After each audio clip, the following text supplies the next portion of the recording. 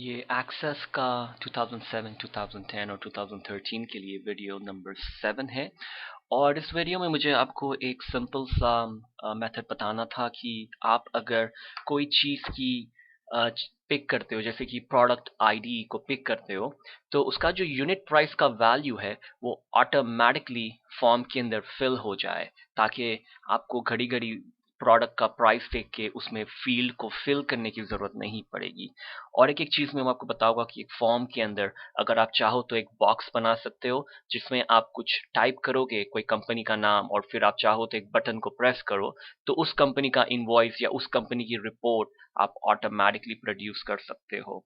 तो मैं इसके लिए एक सिंपल सा मैंने डेटाबेस बनाया है, जैसे कि कंपनी का लिस्ट है मेरे पास, ऑर्डर्स है और प्रोडक्ट्स है, और उन प्रोडक्ट्स का मैं ऑर्डर ले रहा हूँ। और मैंने एक ऑलरेडी रिलेशनशिप बना दी है इस कंपनी नेम से इस कंपनी तक।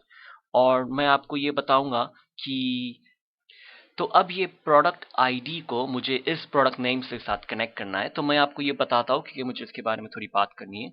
मैं इस रिलेशनशिप विंडो को क्लोज करता हूँ, और इस रिलेशनशिप विंडो को मैं आया था डेटाबेस टूल और रिलेशनशिप से, और ये मैं सिंपल सैंपल की लिंक नीचे रखूंगा ताकि आप उसे देख सको। तो यहाँ पर ये ऑर्डर की राइट क्लिक करके डिजाइन व्यू पे आता हूँ, और ये जो प्रोडक्ट नेम है इसका मैं लुकअप विजिट स्टार्ट करता हूँ, और फिर ये फर्स्ट ऑप्शन यूज करूंगा क्योंकि मुझे रिलेशनशिप क्रिएट करना है एक टेबल के साथ, और नेक्स्ट दबा के टेबल प्रोडक्ट को चूज करूंगा, फिर नेक्स्ट प्रेस करता हूं। अब ये मैं इस केस में ये प्रोडक्ट आईडी, प्रोडक्ट नेम और यूनिट प्राइस ये तीनों ले लेता हूं, और ज्यादा फील्ड भी रहती थी तो मैं जो मुझे चाहिए मैं ले लेता हूं, फिर नेक्स्ट दबा के और फिर इसे इसमें फिनिश कर देता हूं। अब ये देखो यहाँ पर ये की कॉलम को हाइड किया है, जो प्रोडक्ट का प्राइमरी की है, जो सिर्फ 1 2 3 प्रोडक्ट नंबर है, और फिर ये प्रोडक्ट का नेम है और उसका प्राइस है। तो ये 3 कॉलम है, और एक्सेस में इसे कॉलम 0 कहते हैं, इसे कॉलम 1 और ये कॉलम 2 होता है। तो इस तरह से नंबरिंग उन लोग यूज करते हैं, 0 1 2 1 2 3 नहीं यूज कर सकते। और ये हाइड में कर रहा हूं क्योंकि मुझे नंबर देखने की जरूरत नहीं है, और फिर से फिनिश करता हूं। क्योंकि जब मैं ये डेटा शीट व्यू पे आता हूं, तो यहां पर अगर मैं समझो अभी कोई किसी और कंपनी का नाम में एक ऑर्डर डाल रहा हूं, तो जब मैं यहाँ चूज करता हूँ तो मैं प्रोडक्ट का प्राइस देख सकता हूँ, और फिर मैं यहाँ पर चूज करके फिर उसे यहाँ मैं 110 करके और फिर यहाँ पे मैं क्वांटिटी डाल सकता हूँ। तो ये एक तरीका है। तो मुझे ये प्रॉब्लम सॉल्व करना है फॉर्म के अंदर कि जब ये मैं यहाँ चूज करूंगा product name, automatically unit price उसका यहाँ पर आ जाए। तो मैं इसे क्लोज करता हूँ, और ये ऑर्डर पे क्लिक करा हुआ है, क्रिएट पे जाके फॉर्म विजिट यूज करता हूँ, और फिर इसकी सारी फील्ड्स ऐड करता हूँ मैं मेरे फॉर्म पे, और फिर मैं नेक्स्ट नेक्स्ट 2007 में आपको एक और एक फीचर आएगा लेआउट चूज करने का, कलर का, तो आप वो चूज कर सकते हो, और फिर ये फिनिश कर लेता हूँ। तो अब यहाँ पर अगर मैं ये न्यू रिकॉर्ड को जाता हूँ तो यहाँ पे न्यू बटन है, और फिर यहाँ पे डेट में क्लिक करके मैं कोई डेट पिक करता हूँ, और ये कंपनी नेम का रिलेशनशिप मैंने किया हुआ है, और अब ये प्रोडक्ट नेम पिक करता हूँ मैं, तो मुझे यहाँ पर ये उसका प्राइस टाइप करना पड़ रहा है। तो मुझे ये प्रॉब्लम सॉल्व करनी है, तो वो मैं आपको दिखाने की कोशिश करूंगा। तो उसके लिए हम यहां से आते हैं डिजाइन व्यू को, और आपको ये जो प्रोडक्ट नेम है इसकी प्रॉपर्टीज पे जाऊंगा मैं, और उसके अदर में जाऊंगा तो यहाँ पे देखो उसका नाम है प्रोडक्ट नेम, जो इस फील्ड का नाम है, क्योंकि यहाँ पर मैं ड्रॉप डाउन में पिक करूंगा। अब इससे यूनिट प्राइस पे जाता हूँ, तो ये यूनिट प्राइस का नेम है यूनिट प्राइस, क्योंकि हम इसे कैलकुलेशन में यूज करने वाले हैं। तो अब ये फिर से प्रोडक्ट नेम पर क्लिक करके, क्योंकि इसकी प्रॉपर्टीज में मुझे जाना है, तो यहाँ पे ये प्रोडक्ट नेम की प्रॉपर्टीज में हूँ, और ये इवेंट के अंदर आपको एक ये ऑप्शन दिखेगा जो लिखा हुआ है आफ्टर अपडेट। इसका मतलब कि जब मैं पिक करता हूँ उसके बाद कोई चीज मुझे अपडेट करनी है, और फिर मैं ये इसे डॉट पे जाता हूँ, जो बाजू में 3 डॉट है उसे क्लिक करता हूँ, और फिर कोड बिल्डर पे जाता हूँ। तो यहाँ पर ये जो कोड बिल्डर है, यहाँ पर आप ये एक्सेस के विजुअल बेसिक टाइप के कमांड्स टाइप होते हैं, तो उसे क्लिक ओके करता हूँ, तो ये विंडो आ जाती है। अब यहाँ पर मुझे एक सिंपल सी चीज डालनी है जो मैं ये नोट पैड में मैंने टाइप किया है, तो ये मैं मेरी सैंपल के साथ जिप करूंगा तो ये मैं रखूंगा। तो ये मुझे जो है ये कॉपी करना है, और मैं आपको समझाता हूँ तो ये सिंपली क्या है। और यहाँ पर मैं इसे पेस्ट करता हूँ, यानी मैं क्या कह रहा हूँ कि जब ये अपडेट होगा प्रोडक्ट नेम, तो जो यूनिट प्राइस की फील्ड है, जो नाम यूनिट प्राइस का है, वो is equal to product name, जो हमारा प्रोडक्ट का नाम है, डॉट कॉलम 2। जैसे मैंने आपको बताया था कि 3 कॉलम है मगर वो 0 1 2 है, तो जो कॉलम तीसरा है, जो इसमें कॉलम 2 है, उसमें प्राइस लिखा हुआ है, तो ये यूनिट प्राइस में वो ऑटोमेटिकली उस चीज को डाल दे। अब यहाँ से मैं इसे सेव कर देता हूँ और फिर ये विजुअल बेसिक की विंडो को क्लोज करता हूँ। ओके, अब ये फॉर्म को भी सेव करता हूँ और फिर इसे फॉर्म व्यू पे आता हूँ। तो अब ये एक नए रिकॉर्ड क्रिएट करने की जरूरत करते हैं और फिर डेट में जाता हूँ, कोई डेट पिक करता हूँ, कंपनी नेम पिक करता हूँ। अब देखिए, अब ये प्रोडक्ट नेम को मैं चूज करता हूँ किसी, चलो आउटलुक 2010, तो देखो ये प्राइस ऑटोमेटिकली पिक हो गया और फिर मैं यहाँ पर ये इसकी क्वांटिटी डाल सकता हूँ।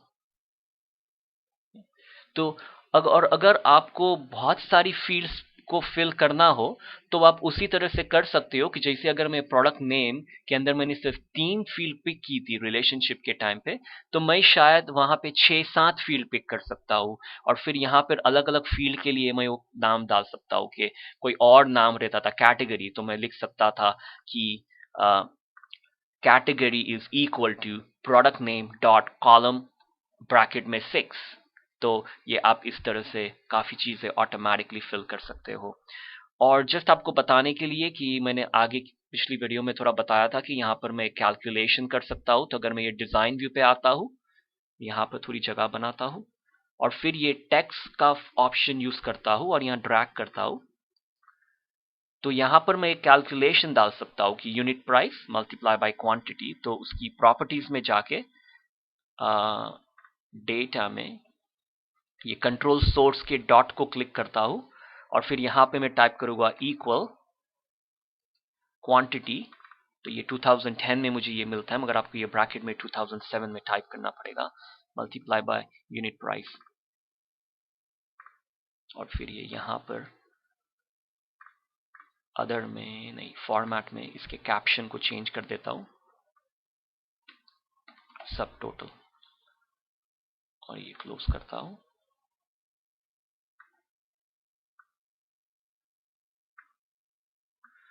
और ये फॉर्म पे आता हो तो यहाँ पर उसके ऑटोमेटिकली सब टोटल होते जाएंगे।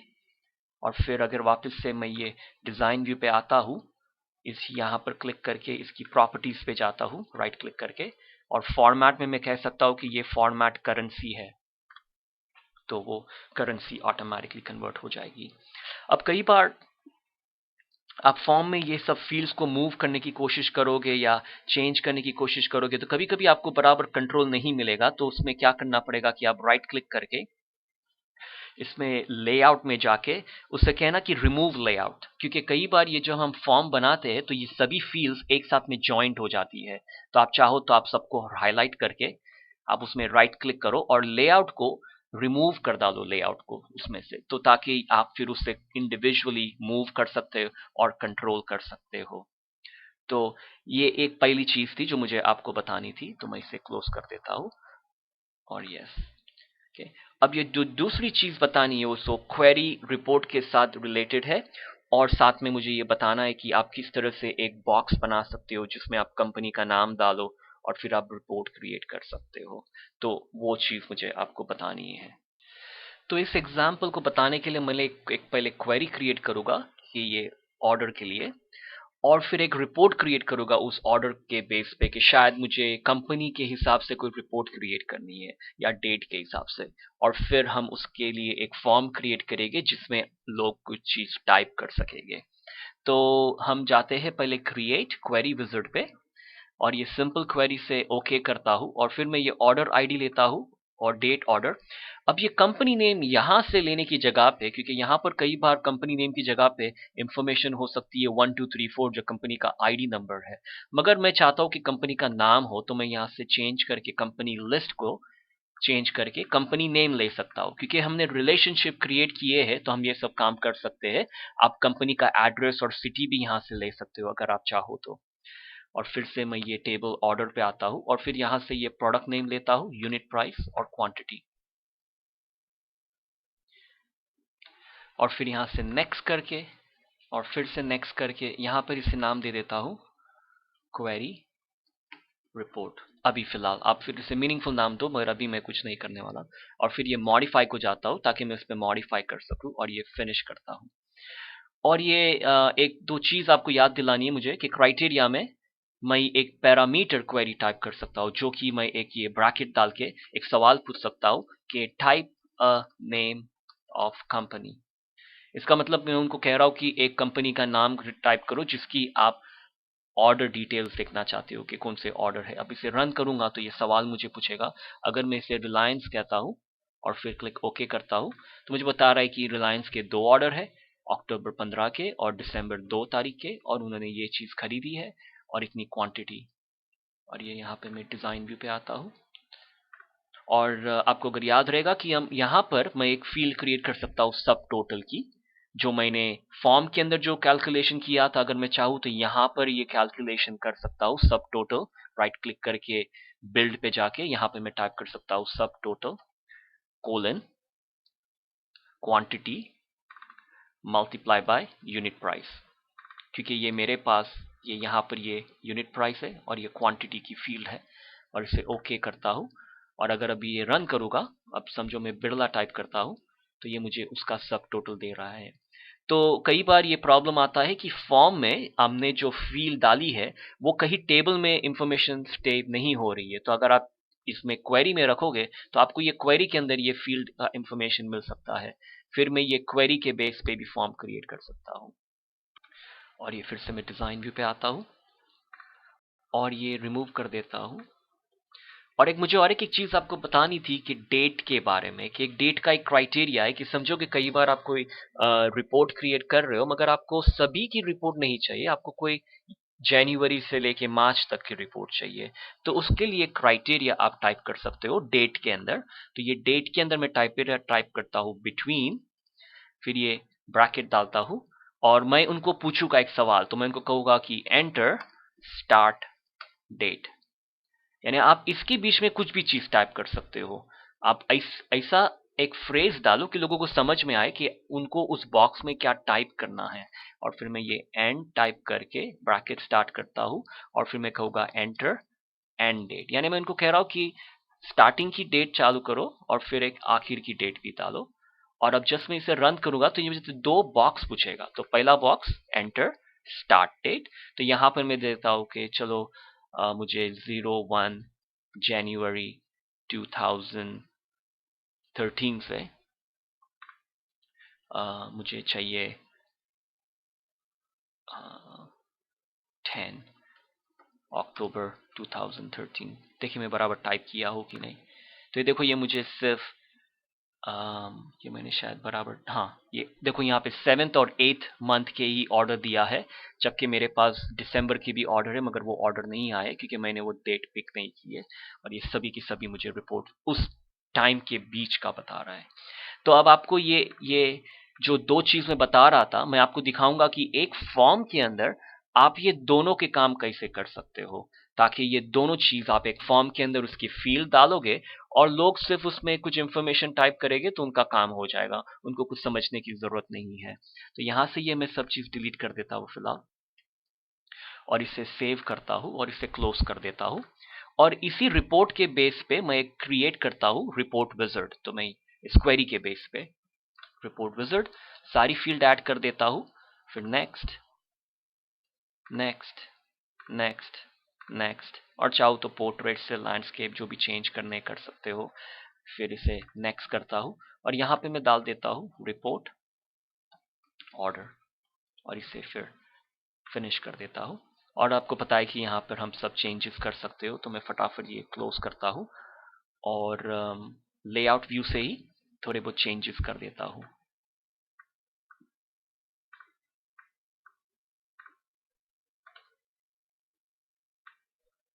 तो ये जगह बना रहा हूँ ताकि ये सारी फील्ड्स की इंफॉर्मेशन बराबर से दिखे। तो ये सब सही से दिख रहा है मुझे, तो कुछ और करने की जरूरत नहीं है, बहुत हो गया ये। और इसे क्लोज कर देता हूँ। तो अब मुझे एक नया फॉर्म बनाना है जिसके अंदर मुझे थोड़े बहुत बॉक्सेस क्रिएट करके लोगों को इंफॉर्मेशन देनी है कि इसमें आप चीजें टाइप करो। तो मैं इसके लिए जा सकता हूँ एक ब्लैंक फॉर्म पे या फॉर्म डिजाइन पे भी जा सकता हूँ। तो फॉर्म डिजाइन पे आता हूँ और फिर यहाँ पर एक ये टेक्स्ट बॉक्स लेता हूँ और फिर यहाँ पे ड्रैग कर देता हूँ। अब ये जो टेक्स्ट बॉक्स है इसका राइट क्लिक करके इसकी प्रॉपर्टीज में जाता हूँ और इसके अदर में इसे कुछ नाम देता हूँ। या तो फिर आपको ये नाम याद रखना पड़ेगा क्योंकि हम इसे यूज करेंगे कैलकुलेशन के लिए, क्योंकि इस नाम से इस बॉक्स को पहचाना जाना जाता है। तो मैं यहाँ पर इस बॉक्स में ना मुझे लोगों को बोलना है कि इसमें ना कंपनी का नाम टाइप करो। तो मैं कहता हूँ टाइप कंपनी। तो मैं इसको नाम ही ऐसा दे देता हूँ ताकि मुझे समझ में आए, टाइप कंपनी।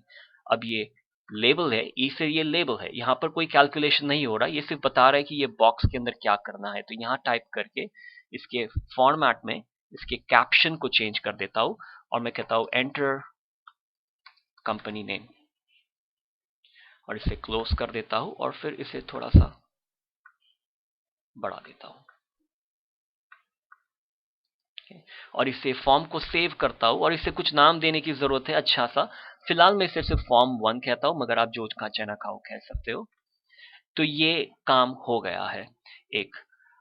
अब मुझे क्या करना है कि किसी तरह से मुझे इस रिपोर्ट को बताना है कि इस फॉर्म में जब कोई कंपनी का नाम टाइप करेगा और ये रिपोर्ट ओपन होगा तो आप सिर्फ उस कंपनी के ही मुझे रिपोर्ट देना। तो उसके लिए मैंने यहाँ पर ये कुछ चीज टाइप करी हुई है। तो ये जो चीज है इस इंफॉर्मेशन को मुझे टाइप करना है रिपोर्ट के अंदर। तो मैं इसे कॉपी करता हूँ और फिर मैं आपको बताता हूँ कि इसमें क्या, इसके पार्ट्स का मतलब क्या है।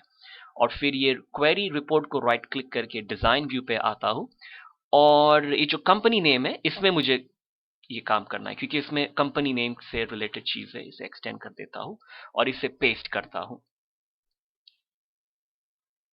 तो ये जो इधर यहाँ बताने की कोशिश कर रहा है कि फॉर्म्स एक्सक्लेमेशन और ये जो उसके बाद जो नेम ऑफ फॉर्म है, तो इसमें आप फॉर्म का नाम डालोगे जो मैंने यूज किया है। जो इस केस में फॉर्म 1 मैंने नाम दिया था तो वो आ गया।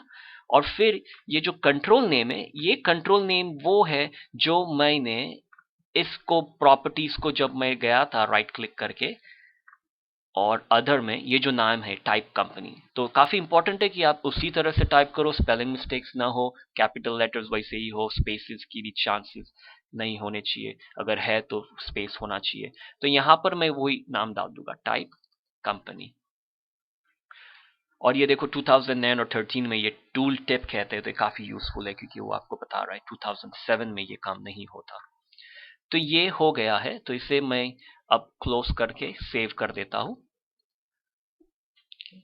अब ये काम हो गया। अब यहां पर मुझे एक बटन बनाना है जिस बटन को प्रेस करने से ये रिपोर्ट ओपन होगा। तो ये कमांड का बटन को प्रेस करता हूं और फिर यहां पे ड्रैग कर देता हूं और फिर कहता हूं रिपोर्ट ऑपरेशन, ओपन रिपोर्ट कर सकते हो या मैं कह सकता हूं प्रीव्यू रिपोर्ट,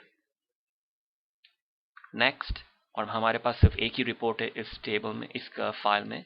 नेक्स्ट करता हूं और फिर यहां पे नाम दे देता हूं जो भी नाम देना है और फिर नेक्स्ट और फिर फिनिश हो जाता है।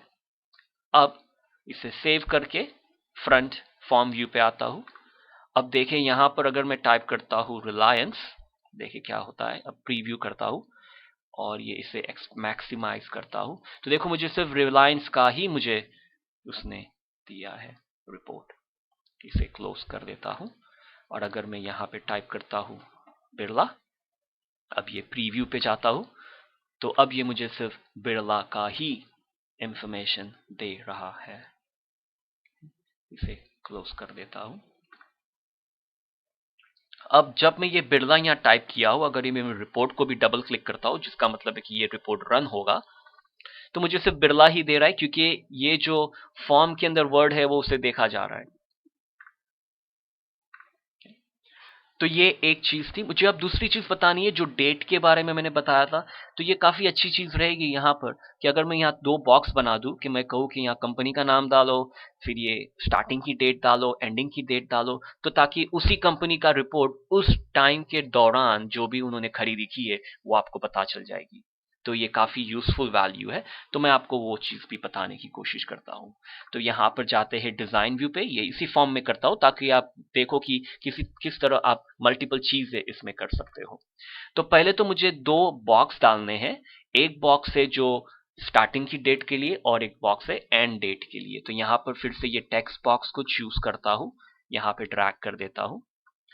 अब इसको राइट क्लिक करके प्रॉपर्टीज पे आओ, तो ये मुझे क्लोज हो गया क्योंकि ऑलरेडी ओपन था, और फिर ये अदर में इसको नेम देता हूं, तो ये इसे मैं कहता हूं स्टार्ट डेट। तो अगेन जितना आप इजी नाम दोगे उतना आपका काम आसान रहेगा कि किसी को भी समझ में आ जाएगा, आपको भी याद रहेगा। तो ये स्टार्ट डेट हो गया, और फिर ये लेबल को क्लिक करता हूं, इसके फॉर्मेट में इसका कैप्शन चेंज कर देता हूं, कहता हूं एंटर स्टार्ट डेट, और ये फिर से इस बॉक्स पे आता हूं, और फॉर्मेट में मैं उसका फॉर्मेट किसी डेट का फॉर्मेट चूज कर सकता हूँ। तो आप लॉन्ग डेट चूज कर सकते हो, तो आपको ये भी बताएगा कि कौन सा दिन था, संडे मंडे, और या तो मीडियम डेट जो मुझे पसंद है क्योंकि वो स्पेल आउट करता है कि ये जनवरी, फरवरी, मार्च रादर देन खाली मंथ लिखने का, तो वो मैं वो पिक कर सकता हूँ, और इसे क्लोज कर देता हूँ। अब और एक बॉक्स ऐड कर देता हूँ उसके नीचे,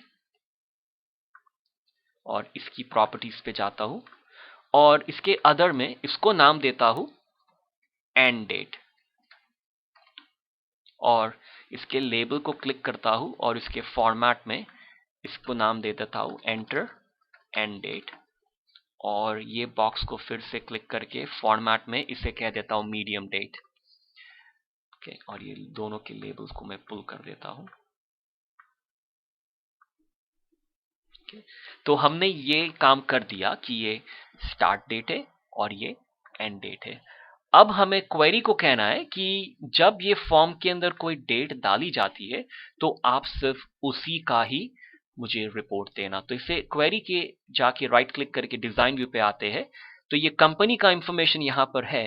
अब डेट के अंदर हमें कोई इंफॉर्मेशन डालनी है, तो ये सब चीजों के लिए आप चाहो तो ये हेल्प विंडो को जाओ, यहाँ पे कॉर्नर में आपका इंटरनेट कनेक्शन ऑन होना चाहिए, और इसमें कुछ सर्च कर सकते हो। तो मुझे सर्च करना है फॉर्म क्वेरी क्राइटेरिया, तो मैं टाइप कर रहा हूँ फॉर्म का क्वेरी क्राइटेरिया के लिए सर्च करते हैं, और मोस्ट प्रॉब्ली जो फर्स्ट लिंक आएगी वही आपको एक अच्छी इंफॉर्मेशन देगी। और यहाँ पर आप देख सकते हो कि काफ़ी सारी इंफॉर्मेशन है पैरामीटर्स क्वेरी के बारे में, और काफ़ी सारी इंफॉर्मेशन यहाँ पर दी हुई है। फिलहाल मुझे सिर्फ जाना है ऑल द वे बॉटम पे, और ये यहाँ पर उन्होंने बताया हुआ है कि डेट को कैसे एक्सेप्ट करते हैं फॉर्म कर ऊपर, और मैंने उस चीज को यहाँ पर भी लिखा हुआ है। तो ये आपको जब आप सैंपल्स डाउनलोड करोगे तो आपको ये नोटपैड की फाइल मिलेगी जिसमें मैंने ये सब टाइप किया हुआ है। तो ये एक काफी कॉम्प्लिकेटेड लग रहा है, मगर काफी सिंपल चीज है। ये देखो ये बिटवीन फिर से यूज कर रहा है, जो मैंने यूज किया था बिटवीन, और ये यहाँ पर एंड है, और सिर्फ इसके बीच में उसने थोड़ी चीजें ऐड कर दिया है। तो बिटवीन के यहाँ कहा है कि फॉर्म्स के कह रहा है कि फॉर्म्स की तरफ ध्यान देना। फिर यहाँ पर हमें नेम का डालना है फॉर्म का, तो यहाँ पर जो फॉर्म 1 है हमने जो नाम दिया हुआ है उसे डालेंगे, और फिर ये जो नाम है वो बॉक्स का नाम है जो मैंने यहाँ पर, इसे मैं क्लोज करता हूँ, और फॉर्म में इस बॉक्स को मैंने नाम दिया है स्टार्ट डेट, और इस बॉक्स को एंड डेट। तो यहां पर मैं डालूंगा स्टार्ट डेट और एंड फॉर्म्स, फिर से यहाँ नेम का फॉर्म का नाम डालो, और ये फिर से एंड डेट। तो इसके लिए मैंने यहाँ पे ये कंट्रोल नेम डाला हुआ है कि ये स्टार्ट डेट वो नाम है जो कंट्रोल का नेम है। तो इसे मैं हाईलाइट करता हूं कॉपी करके। अब ये क्वेरी के अंदर इस डेट के अंदर यहाँ पर पेस्ट कर देता हूं। अगर आपको ये बराबर से देखना है तो आप राइट क्लिक करके आप जूम पे जा सकते हो, तो आपको ये बड़ी विंडो दिखेगी।